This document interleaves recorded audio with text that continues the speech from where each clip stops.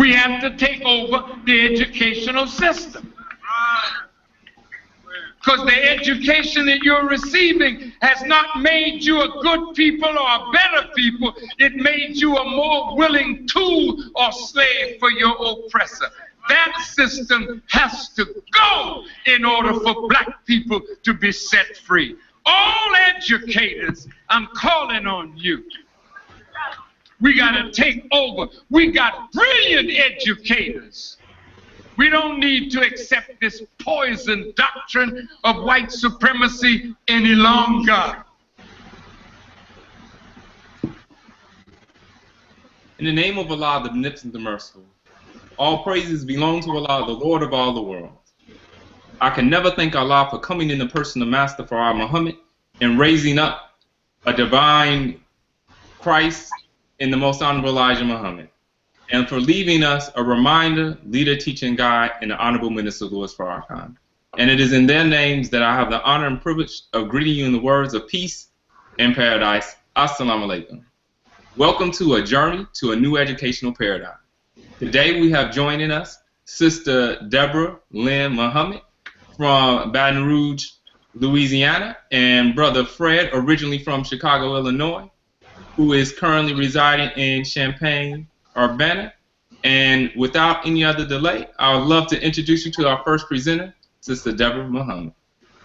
Thank you, Brother Troy.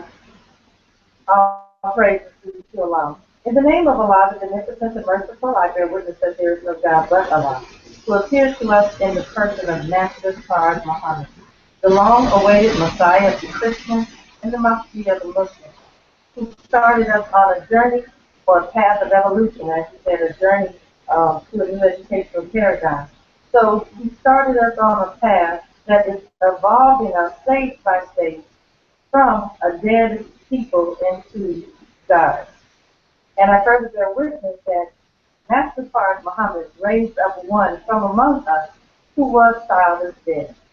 The Most Honorable Elijah Muhammad, who, when he was among us, he was our messenger and Messiah, and has been exalted himself stage by stage into an exalted Christ and God Almighty.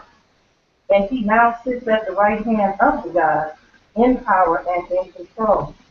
And from where they sit, Master Farad Muhammad and the Most Honorable Elijah Muhammad, they are actually backing the one that is in our midst today. And that's the Honorable Minister Louis Farrakhan, who himself is evolving stage after stage after stage through that evolutionary process of a new educational paradigm that we know as supreme wisdom, and also we know as the teachings of the Most Honorable Elijah Muhammad into becoming a God himself. And I would like to thank, of course, the Honorable Minister Louis Farrakhan for him giving us the opportunity to work out our own salvation. I would like to thank Brother Troy for being a consistent advocate for this new educational paradigm. And of course, I would like to greet everyone with the greeting words of peace of Assalamu alaikum. It is such a journey and such an honor to be on this journey with my brothers and my sisters, because we know that this journey will result in the ultimate meeting with our Lord. And so today we've been asked to discuss a couple of questions about education. And of course, we know that education is a torchlight for civilization, and we know that when the light of the civilization is going out, that's an indication that the education that is upholding this civilization is no longer sufficient for the times.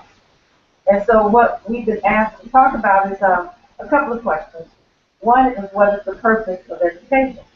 Now, of course, we have one world, the world of Satan, that is going out, is a dying world, and they have a purpose for education. And then we have a world that is coming in, the world of the hereafter, the world of the kingdom of God that is coming in, and there's a purpose for education in that particular paradigm. So I guess I want to start at the beginning, start at the end, where we want to go, and the real purpose of education, according to the Most Honorable Elijah Muhammad and the Honorable Minister Louis Farrakhan, is to make us into the one who came to raise us up, Master Farrakhan Muhammad, or God. And so the purpose of education is to make us into God. Now, the purpose of education in this world is just the opposite of that. The purpose of education in this dying satanic world is for control. And so when we see society in the state that it's in, all we have to do is look at the scene, and then we can surmise from what is seen of this world, the unseen, the hidden hand that is controlling the educational paradigm.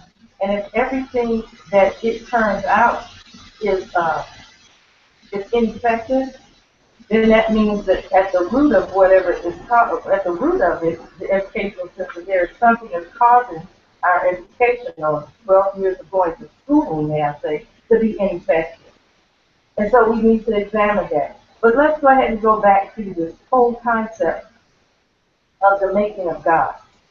The purpose of education is to bring us from a latent state of God, evolving us stage after stage into a perfected expression of God here on this earth while we're yet living. So, education, the word itself, edukere, means to bring forth from one the gifts and the skills and the latent talents that are dormant within us. The human being is born with a potential. The essence of the human being is God himself, the Spirit of God. But we're born into a three-dimensional world, three-dimensional paradigm, where we interact with this dimension, or this dimensionality, through our senses, our sensory input devices, also known as our five senses. And so what it is, when we come into this world, we respond to stimuli either from attraction or repulsion. So we are attracted to the things that feel good, and we're repulsed by the things that don't feel so good or are uncomfortable. And sin, by its nature, if you think about it, if anybody is sinning and it doesn't feel good, then maybe something is wrong with the way that they're sinning. Sin usually feels good. So we're attracted to a sin world. So it says in the scripture that we're born in sin and shaped in iniquity. So we're born into this paradigm that is sinful. And so anything that is the antithesis of this world, or the antithesis of sin, has the opposite effect. It does not feel so good.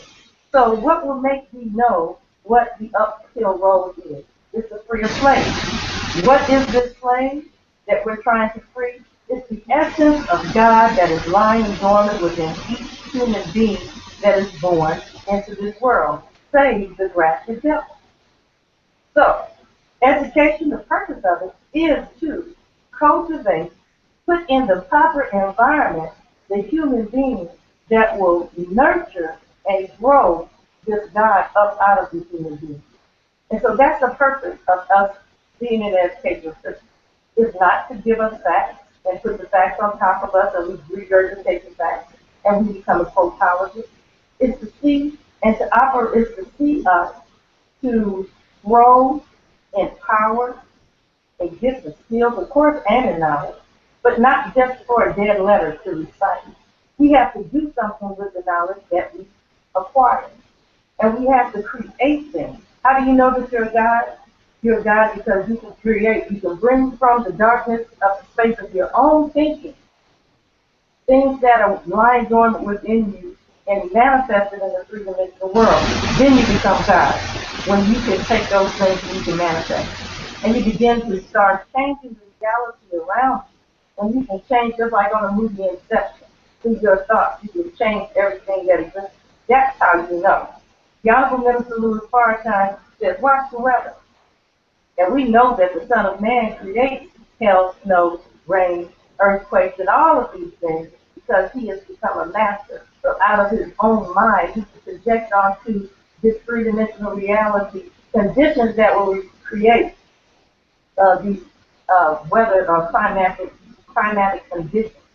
Now, so with that being said, I don't want to take too much time, but I'm going to move on to the next question. So the answer to the first one, the purpose of education is to make God, is to create God, okay, by putting them in a proper environment.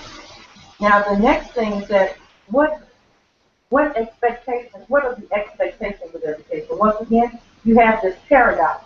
You have this dueling world about what, is to be expected of education. Now, of course, you have the world that's going out, what their expectations are, and the world that's coming in, what the expectations are of that. I want to read something from one of my favorite books, and this is Our Savior Has Arrived, my favorite chapter, chapter 23, and it has, say, He Allah make all things new. So I want to read from here where the Honorable Elijah Muhammad talks about this. He says that the God of righteousness, who will rule in the hereafter, will, it says here, that this God will have an unlimited rule, and not unlimited rule like that of Yaqub. How must the God of righteousness begin? What thought did you have of him and his beginning? He makes all things new.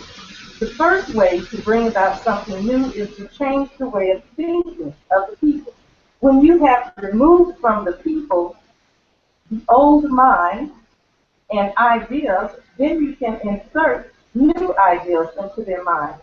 This is done by the old being attracted by a new way of teaching and a new school of learning to condition their minds to that thing that you are about to present to them that is altogether new and different from what they have been accustomed to. So, what do we expect from this new educational paradigm? Everything new.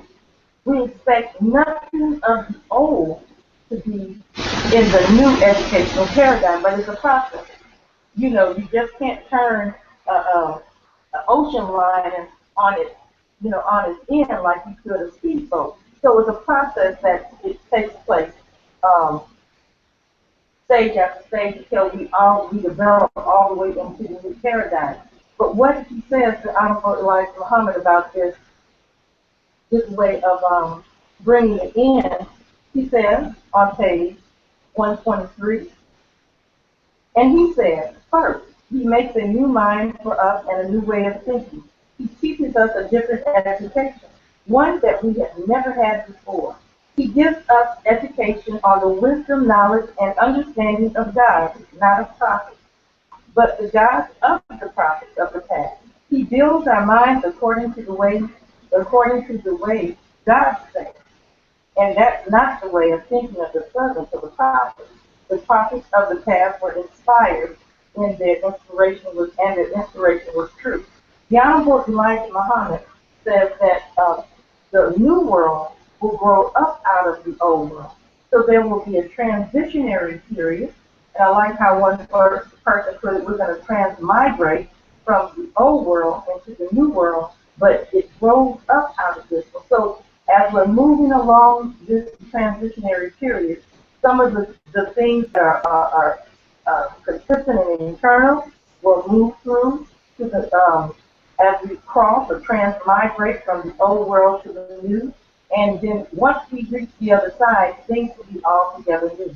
So what we should expect of this new educational paradigm is everything new.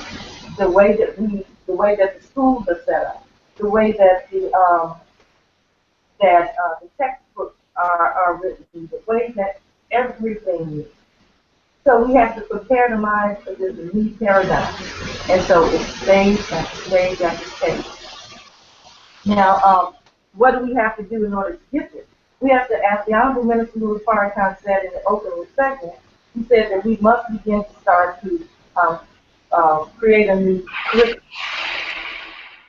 We have brilliant minds in the Nation of Islam, both registered members of the Nation of Islam and in the greater Nation of Islam, that should and can come together to begin this transmigration from the old world to the new. And so, in short, the curriculum, according to the Honorable Minister Louis Farrakhan, should be based in the teachings of the Most Honorable Elijah Muhammad and should spring forth from the supreme wisdom lessons that were given to the Honorable Elijah Muhammad by his teacher, Master Farrakhan Muhammad. And so that's the base of a new world order of peace. And so, with that being said, what I'm going to do is give way to the next speaker, and I look forward to having this conversation and continuing with the dialogue. Thank you. Assalamu alaikum. Wa alaikum salam, Sister Deborah. Thank you for your presentation. Always a pleasure hearing your words of inspiration and reminding us of the guidance that we've been given from the Honorable Elijah Muhammad, from his reminder and representative in our midst, the Honorable Minister Louis Farrakhan. Now, one of the things that stood out to me, or several things that stood out, but even just really looking at, you know, all of the components that are necessary of coming up with something new and making sure that we're not duplicating an old world. You mentioned textbooks, you know, and something as small as that, you know, there's a lot in that. You know, if you go into, I believe it's Houston now, that they're writing or rewriting history already, where they're saying that slavery was not slavery, it was indentured servitude. And they completely wrote out, I believe, the Ku Klux Klan. So with all of those things, you know, is not, if we're going to create something new, and I believe you referred to our Savior has arrived when he says, He, Allah, makes all things new. And that all of the things of the previous world, none of that will be used. And I mean, that component of textbooks and all of those processes of making sure that the whole environment is something new and steering away from, you know, there's a tendency of what we've been accustomed to being in and growing up in is a tendency for us to duplicate that. And I just really thank you for bringing out those even those smaller elements of just the textbooks and all of those things that we have to do something completely new, so that we make sure that we're coming up with a new world, a new reality. With that said, I'm going to move on to our next presenter, Brother Frederick Douglass. And I'll just give way and pass the mic to him. Go for it. Thank you, Brother Troy, and I could never thank Sister Deborah enough for that introduction. It'll be very hard to follow, but I sure thank you for your guidance, sister. And as the old folks would say, you hit the bullseye directly in the middle. And I have to say that, first of all, I bear witness that there is no God but Allah, who came in the person of Master Farrakhan Muhammad. And I am a believer and a student of the Most Honorable Elijah Muhammad and his prized pupil, the Most Honorable Louis Farrakhan, who is indeed bear witness to what a man should be in these days and times and what must be done with the days and times. So I want to continue what Sister Deborah began, and I want to make sure that we understand that the way that I want to look at that very first question, what is the purpose of education, is I want to make sure that there's a distinguishing difference between education and training. So when we begin to talk about education and training, I had been blessed enough to be in the presence of the Most Honorable Minister Louis Farrakhan, November 8th, 2012, as he blessed my classroom, sociology classroom, which the name of the class was Sociology 209, the Black Men in America, with his presence. And he gave a dynamic lecture. And one of the things that I truly remember him saying directly from his lips, he said, education is a right, not a privilege. So when we begin to say that, he also talked about the difference between education and training, and education and training being very finite, while education in itself, in its essence, is infinite. So a way to start this particular portion would be to give some kind of framework, and I can do it in a few short words. In a system of, in an educational system which is involved in oppression, a teacher or an instructor is either a revolutionary or an oppressor. As we understand what today looks like, So when we talk about what is the purpose of education, I want to look historically what the purpose of education has been in America, to give framework, and then what we will move towards to make a new world. So under the illusion of what we call formal education in America, there is what they say they create a climate for learning. I question that when I question America's education. It's supposed to civilize individuals, but what it does is produce them, prepare them for productive citizenry. And what does productive citizenry mean? It means one that can follow orders. It means one that will not question the hierarchy, and one that will bow down to the elites who happen to be in control of all of the systems that we call our society. So the purpose of Western education is to create and sustain generations of compliant individuals who obey laws and fear the consequence of non-compliance. So when we talk about the earliest days that we know of our education, we can go to kindergarten, and with the wisdom of the most honorable Elijah Muhammad, he taught us that kindergarten means where kids go and play. Now we understand once our children are old enough to use the bathroom and a potty train, they are ready to learn.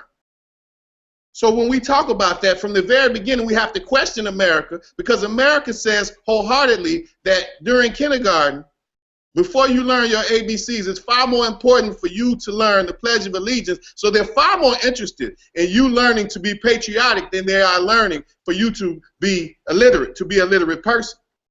So they also want to prepare the masses to live in what we call American so-called democracy, assimilating immigrants into mainstream society, preparing workers for a 21st century of globalized employment, which will indeed have them as indentured servants. The socialization into American value system is to accept and never question the concocted history of Anglo-Americans. Training, there's a difference. And Bobby Wright, the great psychologist, said it very well. He said, blacks kill blacks because they have never been trained to kill whites. Therefore, it's outside their experience. So we have to be very questioned. We have to question everything about the training that goes on. But as we move forward, what we need to do with education, as we look to, as Sister Deborah said so eloquently, to erase what's gone behind and bring about a new, we need to be able to create an atmosphere of lifelong learners, to create emotionally healthy adults who can engage in meaningful relationships that will uplift the masses of blacks. And one purpose of education that our dear brother Dr. Martin Luther King got quite well, and his words are sufficient. He says the function of education is to teach one to think intensively and to think critically. Intelligence plus character. That is the goal of true education. So the purpose of education is to civilize, enlighten, and provide groups the necessary skills to expand upon past inventions, scholarship, and provide strategies and techniques for future success. The purpose of education is to support children in developing these skills of knowledge and the dispositions that will allow them to be responsible, contributing members for their community and responsible for future generations. So I want to move on to the second question. What should education do for the black man, woman, and child? It should make blacks equal or better to the best of those in civilized society. The Honorable Elijah Muhammad's words prove his wisdom, and they prove that he is alive and well when he says, we cannot be equal with the master until we own what the master owns. We cannot be equal with the master until we have education the master has. Then we can say, master, we recognize, you can recognize us as equal. So we need to, for our education for the future, it needs to put black interests first. Economic, political, social, religious, it has to be number one. So it has to tie in the sacrifice. It needs to highlight the need to do for self, which we know is taken directly from the most honorable Elijah Muhammad. Provide a plateau for Afrocentrism in formal education. Create and sustain a collective identity that will uplift the masses of blacks. Provide a grand vision for the future that includes 8 to 10 states as reparation with outlets to the sea, so we can move along as any other civilized generation and civilized people have done here in the wilderness of North America.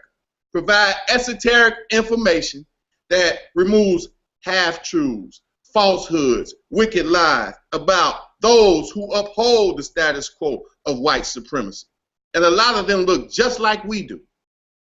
Impart the knowledge that draws the black man, woman, and child closer to the original position as the original man on the planet. More specifically, as the most Honorable Elijah Muhammad teaches, the aboriginal man, the very first of the first. Allow us to redefine ourselves and set forth goals of freedom, justice, and equality for future generations. It must provide a thorough examination of the failure of the Negro intellectual. Yes, we have to be very critical about those who teach our children. And this relationship encourages them to reach outside the dominant systematic narrative to find themselves. It would be just as important as if I took a picture right now. And as I take the picture right now, if education is what we're going to call the picture, when I look to this picture, naturally, one looks to find himself. If we do not find ourselves in that picture, then we are forced to find someone else to take that position. We have to be able to inject what is meaningful and what will be our survival into that picture so our young ones can see themselves not in a position at the mud of civilization, but those who are rising towards success. So we must expose the huge disservice done through education when we use white definitions to explain black phenomenon. That is indeed a problem. We should possess the proclivity to release black psyches from crisis and captivity by forwarding the light of understanding under the searchlight of truth. To transform our current societal position at the bottom of America's social totem pole, sitting at the center of society instead of what we've known to be sitting at the periphery of society. So again, the words of the most Honorable Elijah Muhammad prove to us the valuable use of our own minds. Get an education, but not an education will leave us in an inferior position and without a future. Get an education, but not an education that leaves us looking for a job. We need education, but not an education that does not remove the shackles of slavery and servitude. I want to move to our last question. What should be in this curriculum? Well, I must say clear-heartedly and without question, the teachings of the most Honorable Elijah Muhammad must find their way into this formal curriculum. So it has to be on our professors' syllabus. So we have to have their backs to the point where they become unafraid. And we have to be able to pay them so they can be compensated fairly in competition with the white institutions. So the most Honorable Elijah Muhammad says the knowledge of one's identity, oneself, community, religion, and God is the true meaning of the resurrection, while ignorance of it signifies hell. The educational strategies and techniques that recognize the black man's strength, his abilities, and our culture as a positive must find their way into formal education. Educational ideologies that reconnect to the importance of agriculture and how we must grow our own food. I've heard the most Honorable Minister Louis Farrakhan say our condition is so bad we have our mouths in our enemy's kitchen. We must understand the economic program and economic sufficiency. We must celebrate our heroes that are lessened and erased. And we must research the black family towards pulling positive characteristics from their experience.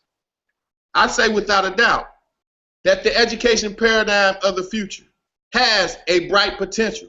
But I say, as a cynic, potential delayed is potential denied. This is our time to capture what our future generations will look like and how they will go about it. And as you see, our young people in the street will not go for the same old thoughts that we have seen captured my generation and ones became behind it. Those are old Negro thoughts from old Negro minds. And I say to you all, Negro, please. So as I wrap up, I say to you, the teachings of the most Honorable Elijah Muhammad, under the guidance today of the Honorable Minister Louis Farrakhan, are key to our salvation and our upliftment. I thank you all for this small time we had, and I look forward to questions and concerns as we move forward. I greet you in peace. Assalamu alaikum. Walaikum salam, Brother Fred. Actually, I believe there's a problem with the stream. People should be able to see the recording. That's why we're seeing no viewers and no one popping up with questions. You brought out a few items that are just, I don't even know where to begin, but I do think we had in the beginning, I'm going to go ahead and read one of the questions, or is there any feedback that you want to share, Sister Deborah, before we go to the one question that we do have? No, let's just go ahead and go to the question. Okay, and then we can come back and kind of touch on some of the points that were brought out. Question comes from a Sister Rashida, and it says, the Honorable Minister Louis Farrakhan once said, think like a ruler. How do we as educators, parents, and adults do this first to be able to teach our children?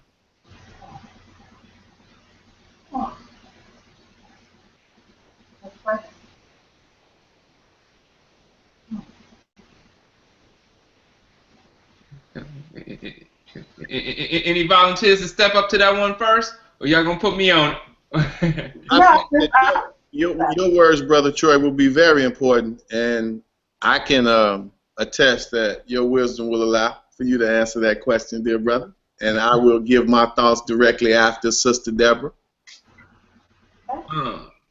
I think that that's really important, that one of the things that's in the question, that it says, how do we as educators, parents, and adults do this first? And I think that that's really imperative, that, you know, what we produce prior, we're only a reflection of our parents. The Honorable Minister Louis Farrakhan has talked about how when we look at our children and the condition that our people are in, is that many of our grandparents and our parents are upset with the condition, but it is because we have neglected our responsibility towards our children. Yes, sir. They're a reflection of our lack of effective parenting. Their whole condition is a reflection of what we did not do in terms of continuing the legacy of those who came before us. So that point of the parents taking responsibility, the adults having a very key role and responsibility to develop the children so that they can become rulers, I think that part is really important. Now, going to the whole concept of think like a ruler, I was having a discussion, I've had it with Sister Deborah before, as well as others, is that when we come into the Nation of Islam, there's a question that's asked in a body of questions that we're given that are called the student enrollment rules of Islam. And the first question deals with who is the original man, and in that answer, we're told that we're the Asiatic black man, the maker, the owner, the cream of the planet Earth, God of the universe. And in that is that whole thought and that whole question is a reorientation of our mind. So it begins to allow us to see ourselves differently than what we saw ourselves before. Now, one of the things that I talk about when we think about the body of knowledge that Master Farad Muhammad came with, you know, he didn't come with like a magic wand, or he didn't come with a bag of tricks. He came with a word and a message that would begin to transform how we saw ourselves and saw the world. So we're given actual facts. We're given student enrollment, which begins to allow us to see the world in which we live in as ours. We're told how much the earth weighs. We're told how much is water, how much is land, how big with the area of the Pacific Ocean, not just so that we can walk around and begin to be impressive to people, but so that we can begin to see that which we have around us as ours. The original inhabitants of this planet Earth, and this earth belongs to us. So that whole body is all in the teachings of the most honorable Elijah Muhammad, is, you know, is that we begin to see ourselves and see the world differently. And, you know, I've once said is that many instances that which we've been given from the Honorable Elijah Muhammad may seem strange to many people. And it is strange in a world which is wicked. It is strange in a world that's trying to produce something that's very contrary to what this world has determined that the world would be. So, you know, how many people can say that they've engaged in a process to become a God? So that process that we've been given, even though we may not see the value in it entirely, it's kind of difficult to see, except that you look at the product. But if you're traveling down a path that you never traveled before, how you get there is going to look a little different. If you're traveling to a different city and you've never been to that city before, you're going to see a lot of new things that may seem different from you. So I would venture to say that how do we, you know, become what we want our children to become is accept the guidance that we've already been given. You know, and we're taught that obedience is better than sacrifice. And it's not about if you understand everything, but if we know that we have those who have been produced by the teachings of the Most Honorable Elijah Muhammad, that we know that we have two exemplary students that are reflections of what Master Farrakhan Muhammad came to make, which is a nation of gods. So I guess just the simplest way to say it, and I guess I said it kind of long, is that if we follow that which we've been given in terms of how to eat, how to drink, how to pray, how to wash, how to clean, how everything we needed to do, we were told how to do it. And I would just encourage us to take a look at that teaching that has transformed and has created at least, we know, 2-star students and several more. Well, what I would like to go from where and you were right on. I mean, right on point. When you mention this student enrollment, rules of Islam, and of course the question has to do with a ruler, the Honorable Minister Louis Farrakhan says that the student enrollment rules of Islam, he says the rules are guiding principles. And these guiding principles are guiding principles for life. Now, I'll just say for me, you know, the way that I've over the years of being in the Nation of Islam, you know, sometimes you take a long time to explain something and break it down into its components. I've learned the best way and the shortest distance between 2 points is a straight line. So I'm just going to get to the point. The point is that these guiding principles of Islam is taught and exemplified by the Most Honorable Elijah Muhammad are what is necessary to reorient, as he said, the minds of black people in particular in America, because we're going to be first to making us into rulers. Now, so in the Holy Quran, there's a conversation that takes place between Allah and Iblis, or the angels, first of all. And Allah tells the angels that He's going to place a ruler in the earth. And the angels were like, well, why would you place the things in the earth that would cause mischief and the shedding of blood? And of course, then the God who says that He knows what they know not. And we're told that this conversation is on many levels. And this ruler has to do with something that's inside the original man.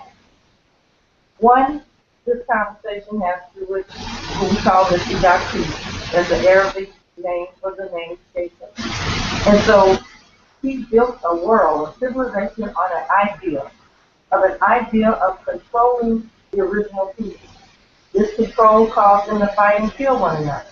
And so what he did is that he placed an idea, really, into the minds of the people to do this. Now that's a control, that's a rule.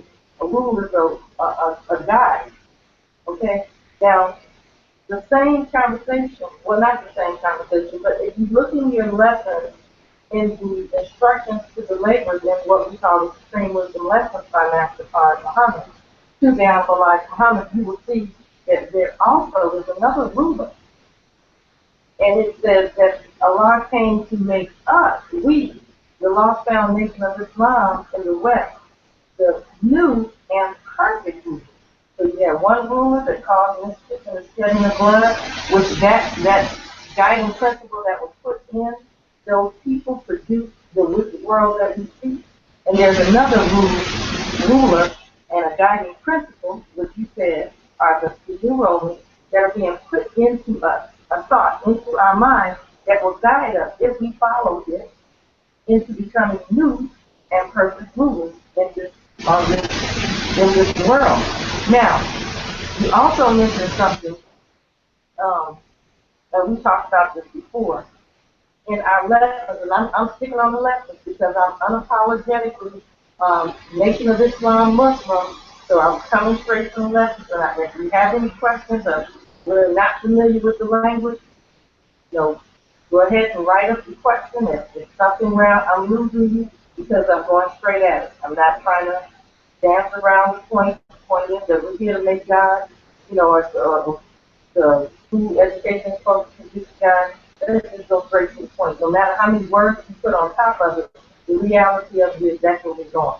Now, the Honorable Elijah Muhammad, Master Farrakhan Muhammad gave another narrative, if you will, called English lesson number 21. English lesson number 21 is also another orientation of mind, which is designed to reflect back to the child or the childlike people, because we're told in the instructions to the laborer that this English lesson should be read to your children for bedtime study. Now, we're in a sleep-like state. That's why the teaching that we have right now is called a wake-up message, because we are still yet sleeping. And so you read it to your children for bedtime study, and it begins to program the mind into seeing itself as a God. And it begins off saying, my name is W.F. Muhammad. That's another appellation for the God, Master Farrakhan Muhammad. And so you're reflecting back on yourself. Every time you say you're reflecting back, I am that which he came to make God. Even though you haven't expressed the fullness of the actuality of it, you're programming your mind. Now, I'm going to say that these Supreme Wisdom lessons, they are actually, in truth, they are a programming language designed to be put into your mind, insert in your mind a new program that will overwrite the program that is in your mind now, which is a program of white supremacy that is manipulated by the tool of racism. So that's what it is designed to do. But how do we start thinking like rulers? You have to apply the guiding principles to your life called the rules of Islam. You have to enroll in the University of Islam and begin to learn under a new educational paradigm that will erase the vestiges of this world, and it will bring forth a new and perfect ruler into the future. Thank you, Sister Deborah. Now, if Brother Fred doesn't have any more, if he has some comments to make on that, I want to move on to some of the statements that he made. Okay, Brother Troy. I wanted to talk about with Sister Rashida, and I want to say this first. This is an A+ question. Sister Deborah and Brother Troy, they have given me guidelines with this just from their wisdom and their words. But when we say think like a ruler, and we tie that into education and our parents, I want to echo what Brother Troy is saying, that our parents haven't been prepared fully. Our parents are in need themselves. And I would say a quote that rings very well for this is Maria Stewart of 1833, who was David Walker's counterpart. She said, I would ask, is it blindness of mind or stupidity of soul or the want of education that has caused our men who are now 60 to 70 years of age to never let their hands be raised nor their voices be heard on behalf of their race? Or is it for the fear of offending whites, which we are taught since our earliest infancy? Now, I want to use that quote as backdrop to say the educators, and I have I'm vested seriously with educators because I am myself one who is in formal education and has found some of the most wicked ways as gatekeepers, as traducers and auxiliaries of our race who look just like us in this formal educational system. So for the names of PhD or for the degree of BA or MA or PhD, and when you look at how they conduct themselves around our children as those who they are following, it adds up to BS. So realistically, we talk about the educators. They're not equipped because of their want for material culture, and their hate for themselves is multiplied, infested by their artificial glibness and their want to curry favor from their open enemy. So in formal education, we find a group of hypocrites who are forwarding this information. And I have to say what John Hope Franklin says is very correct when he says the essence of scholarship is truth, veracity, even more so spiritually, when the Holy Quran Sharif reads chapter 2 verse 42, and it says, and not mix up falsehood with the truth, nor hide the truth while you know. We find, for whatever reason, that our professionals are being co-opted for minor middle class rewards, trinkets, and for what they feel about themselves and how they want to remove themselves, masses of us, through formal education. So what I find, to think like a ruler, you have to make sure that you're thinking outside of what we know as formal education. So it ties right back, and there's no other way to put it, because I like just what Sister Deborah said. This is no time to play, and this is no milquetoast session that we're having here. So therefore, the teachings of the most honorable Elijah Muhammad remove the half-truths, the hypocrisy, and it shines the light on those who are enemies of ours without equivocation, and it lets us know, as Brother Troy said, we are born gods, ye are all gods. Now, we need to live up to that. That's not enough to say that we are born God. We need to live up to it. So sacrifice has to be in the picture, meaning you need to be able to sacrifice something that's very important for somebody that you'll never meet. As one who studies that Zionist group, and no matter what we think about what will happen to them in the future, there is a term that renders us very valuable right now when it says every Jew is responsible for every other Jew. Go ahead, Brother Troy. Every Jew is responsible for every other Jew.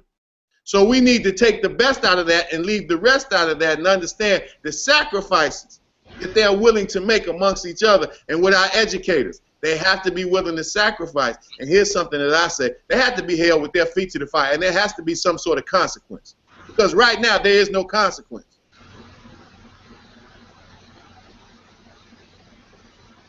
Thank you, Brother Fred. Now, there's a point that really stands out, and it's interesting because in your opening statement, you mentioned sacrifice, and you mentioned it again. And, you know, many of us may take the perspective that, you know, if I start doing the right thing, you know, and I'm trying to become better, then it should be an easier road, right?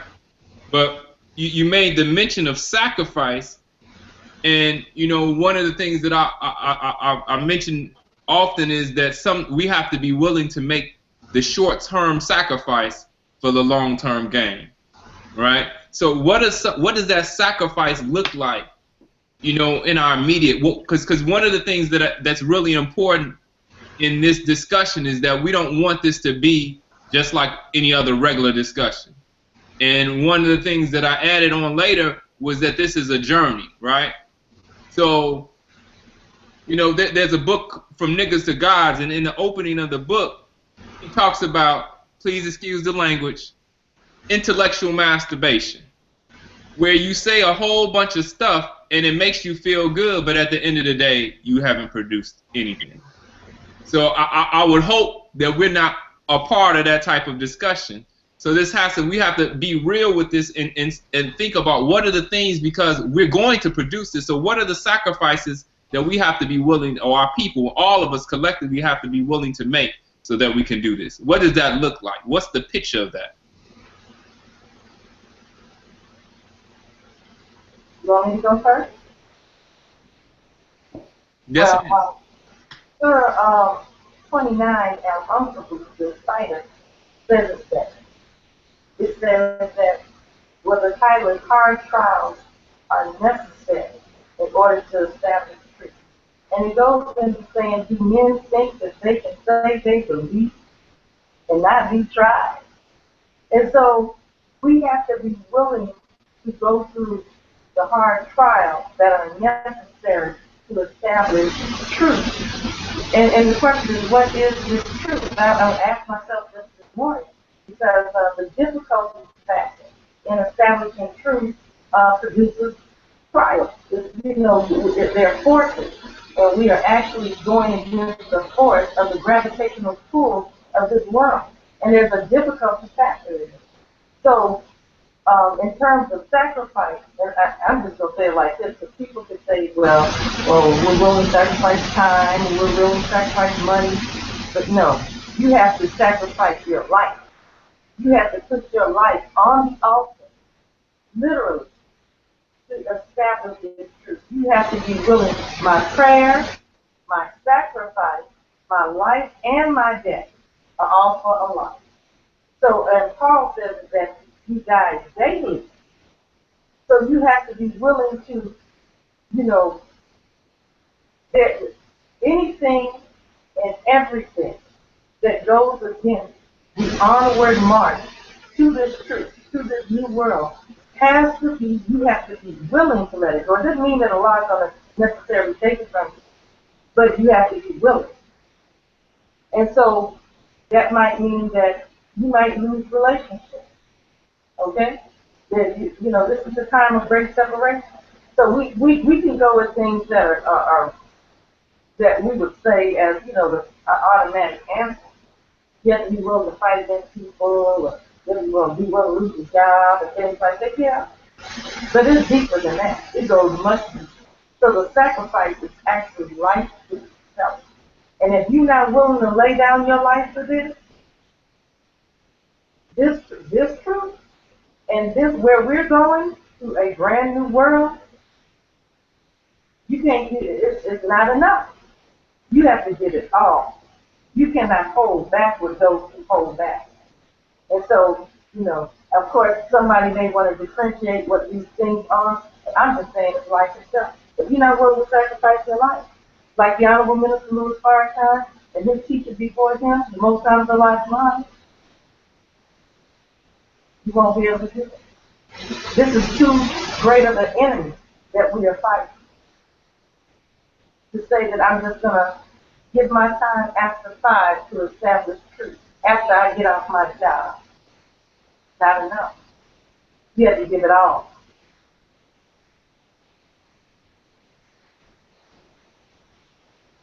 Yes, ma'am. Yes. Brother Fred, you have anything to add on to that? Very hard to add on to that. Very hard to add on to that. That's what you call a 360 answer there. I have to say that where we find our people is mainly struggling for material culture. We find them seeking that which will make them feel better, and as dear Sister Deborah said, in sin. And sin makes you feel better. But what I say for future generation success definitely has to tie into life and death. We can't go any further than that. But let's meet our people where they are. And our people are about acquiring culture. So when we talk about material culture, that's not that you need to not have a car to get on the bus, but 3 letters of a BMW does not separate you when all you need to do is get from point A to point B. So I think it's a mindset. I understand that when we feel that we're inadequate, we need to compensate. We also feel like our compensation needs to be easy enough for us to handle it that goes along with that sacrifice. So just like Sister Deborah said, I can sacrifice after 5 after I get off from my 9 to 5, my gig, which means very short time now. That's a gig. That means that won't last long. So if we understand that the importance is tied into what you do every day, that's your integrity. What you willing to do every day. What is it that you will sacrifice that will make it better for somebody that you've never met today? And that person may never say thank you. So there are lots of layers to this because it all goes down to how injured and how fractured we are in our communities over these last 500 years being under this wicked oppressor. So when we look at our people, you know, sometimes, Brother Troy and Sister Deborah, I think about it myself, that it has to truly amaze white folks that we are still here. It has to really show them our connection to Almighty Allah. But to get back to the subject, we have to be able to set a pattern right now that erases the current pattern that we have of what we look to as success. And our success cannot be tied into things that will be non-void next year, things that what we say from the hood will be played out. And a good example of that is I was listening to our dear sister, Queen Latifah, beautiful sister, very talented. And she talked about how when she got enough money to do certain things for her family, she always looked up to her older brother because he was the father of the house in such a way. And what we find is that when she got enough money to buy him something that she knew he really liked, she bought him a motorcycle. Oh, yeah. And dear brother, somehow on this motorcycle, lost his life on that motorcycle. And she wears the chain around her neck right now with the key. But what I say is when we search and seek out material culture, these are the consequences. And as the Honorable Minister Louis Farrakhan has said on many times, we're going to die anyway. So why don't we die leaving something behind for future generations that they can respect us for and not look to that respect as justification, but just doing the right thing at the right time because it's the right thing to do. And understanding how dire our situation is if we don't do these things.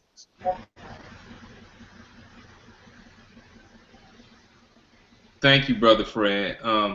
You know, there's several points. Brother Troy.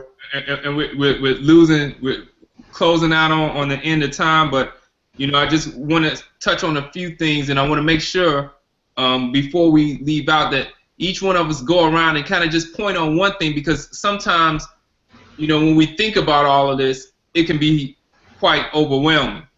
And I don't know if you've ever had the experience of being overwhelmed, and you may say all the things that you may need to get done, and so you may end up doing nothing, right?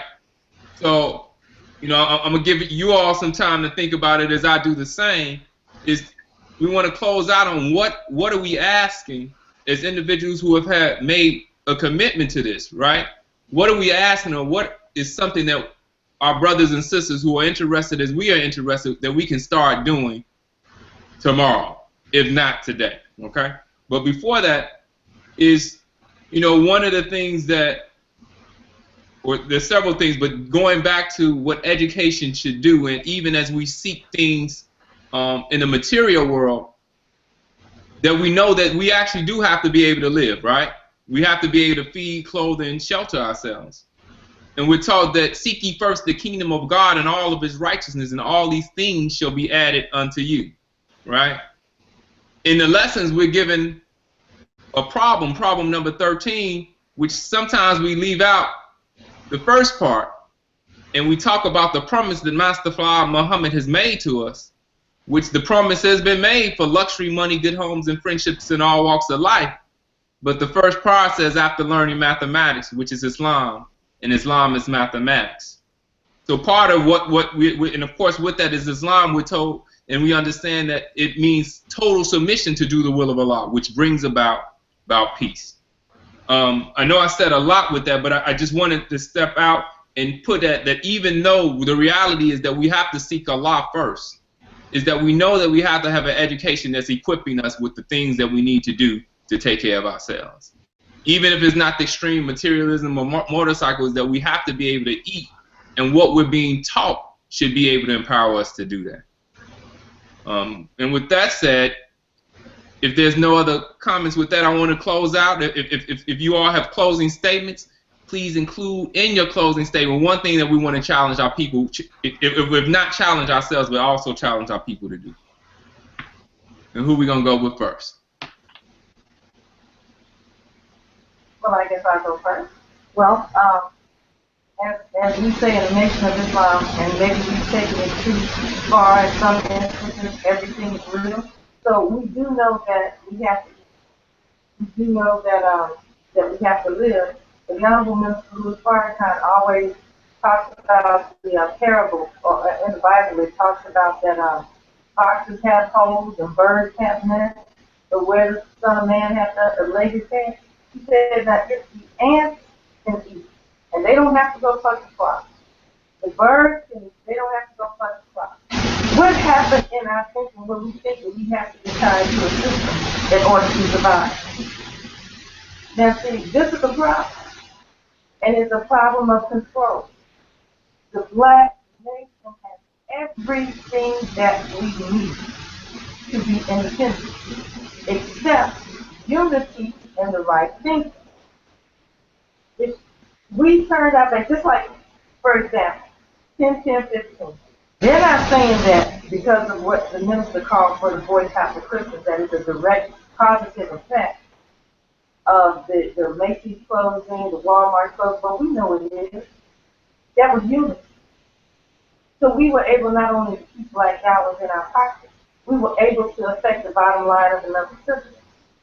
So if we took that same idea of unity and put it to work for ourselves overnight, we're talking about from Thanksgiving to New Year, that we made that much of a difference. What if black people who had the gifts, skills, and talents for that same period of time focus on themselves coming up? We could do it like that. So we don't have to be tied to the system. We can cause this system to crash overnight. But the reality of it is that we invest in not just our bodies, but our minds. So we have to come out of paralyzed people in the way of thinking. And then we have to begin to unify together, and literally, overnight, we can come up. But it's a problem. I'm sure we can find it in the Supreme Wisdom Lesson problem book that we have to solve. And it starts with a new mind, a new idea, which will produce a new thing.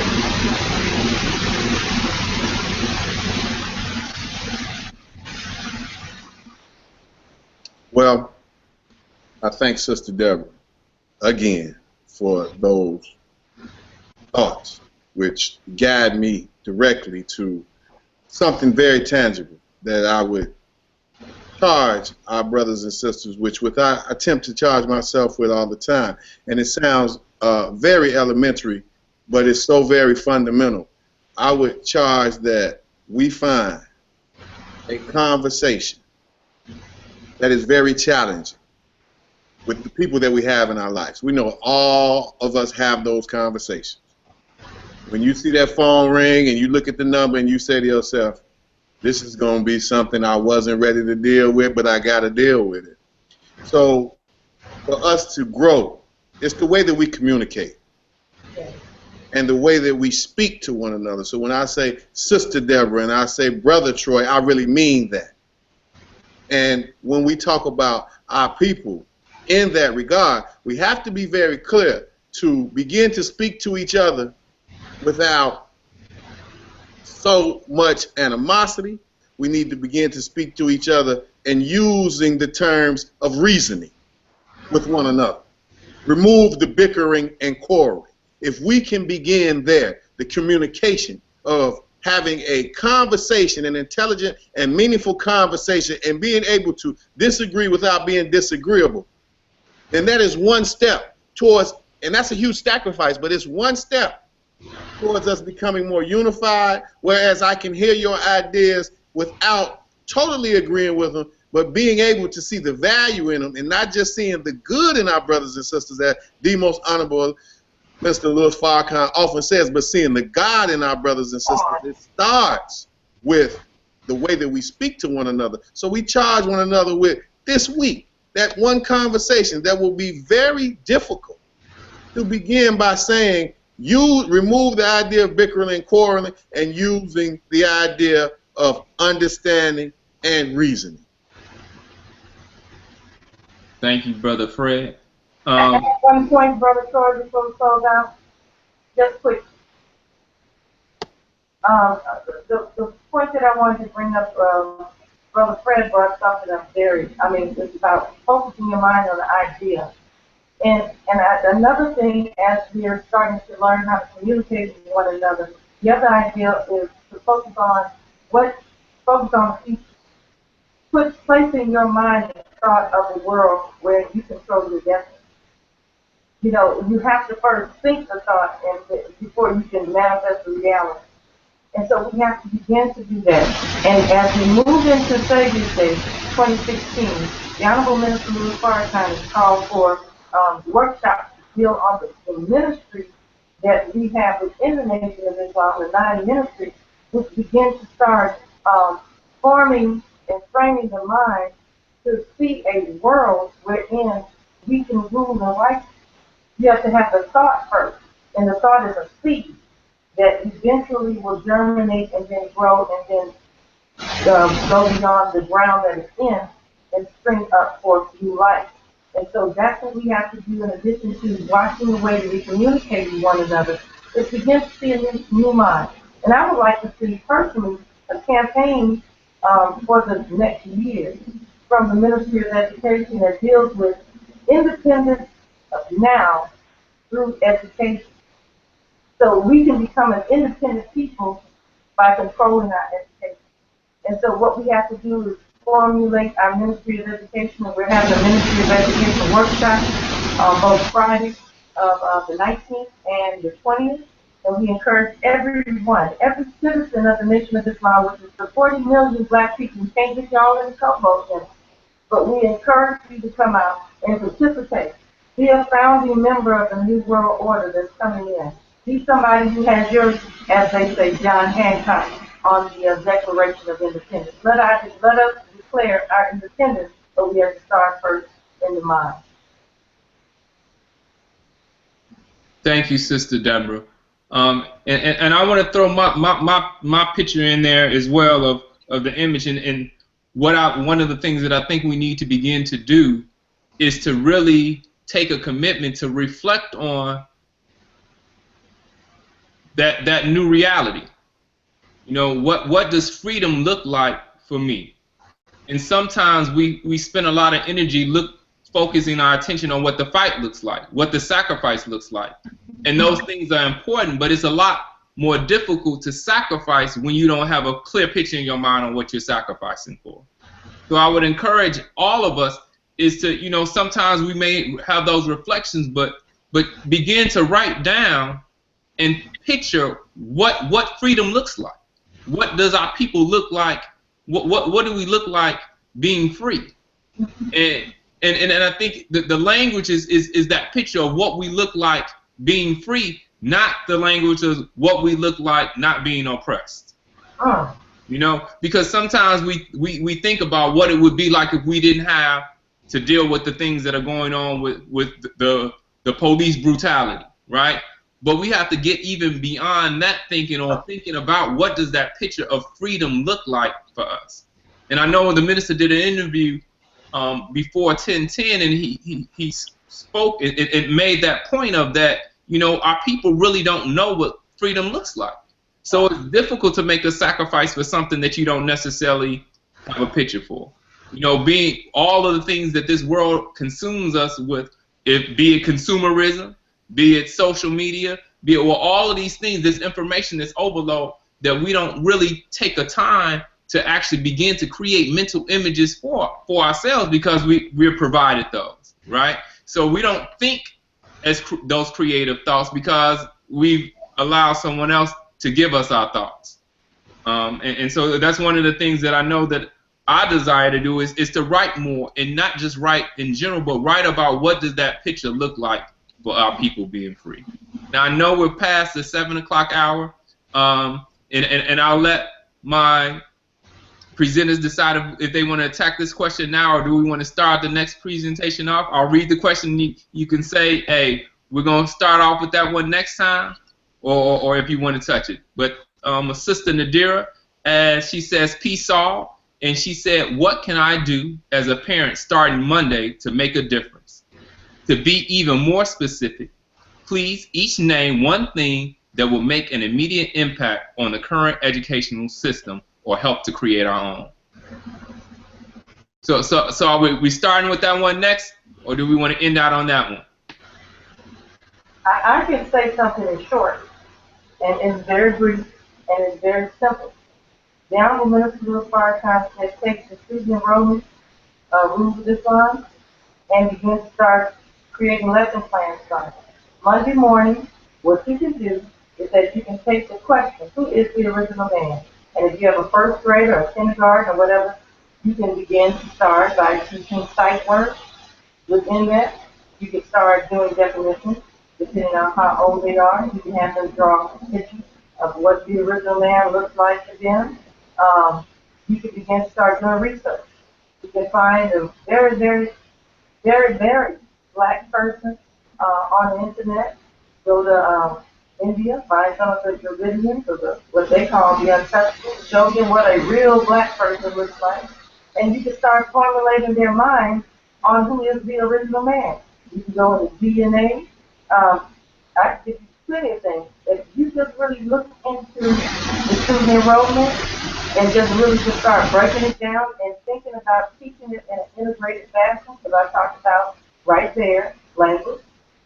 I talked about science. Okay, we talked about geography. You know, all from that one little question. You know, who is the original man? So there's lots that you can start doing much, and you can create lesson plans right off that one question. And of course, when you go into the answer, there's more in it. Thank you, Sister Deborah. Brother Fred, we gonna start off on that with the next one, or you wanna touch on that? Well, a brief answer for sister is something very tangible. What you can do is, what I've heard, Brother Troy, recently is a lot of groundswell about a upcoming biopic, or if you will, some sort of depiction of Nat Turner's Rebellion. You're seeing it everywhere. So what I say to dear sister is make sure that she allows her children to see the movie, but make sure before she goes, as Sister Deborah was encouraging her, let's dig deep into that particular time.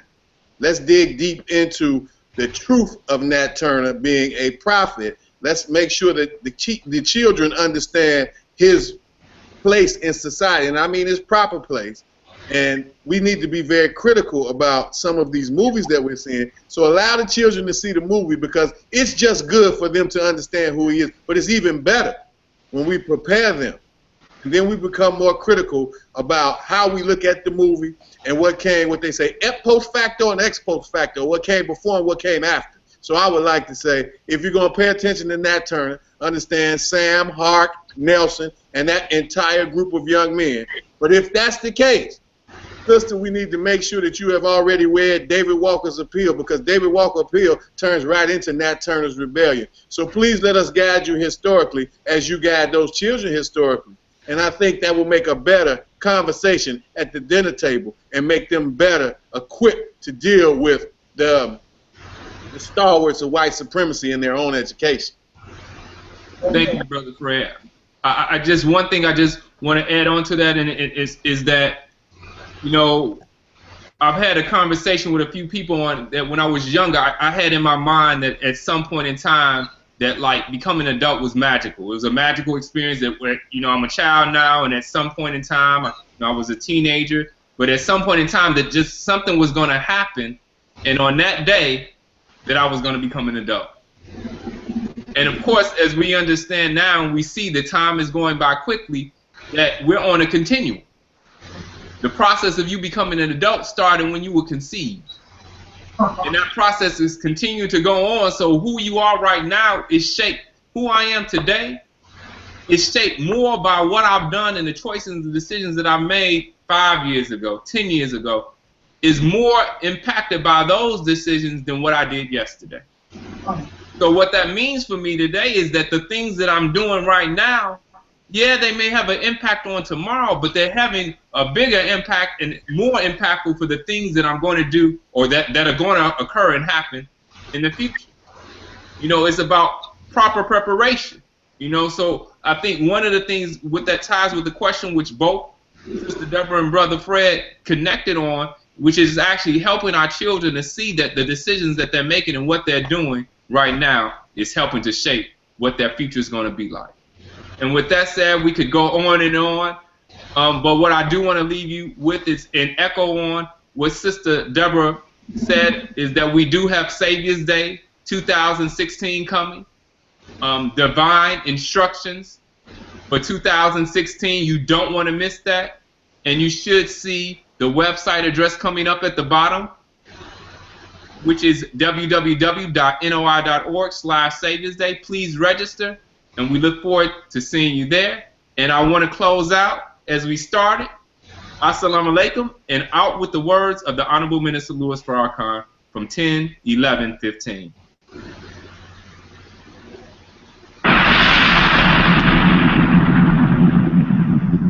The educators,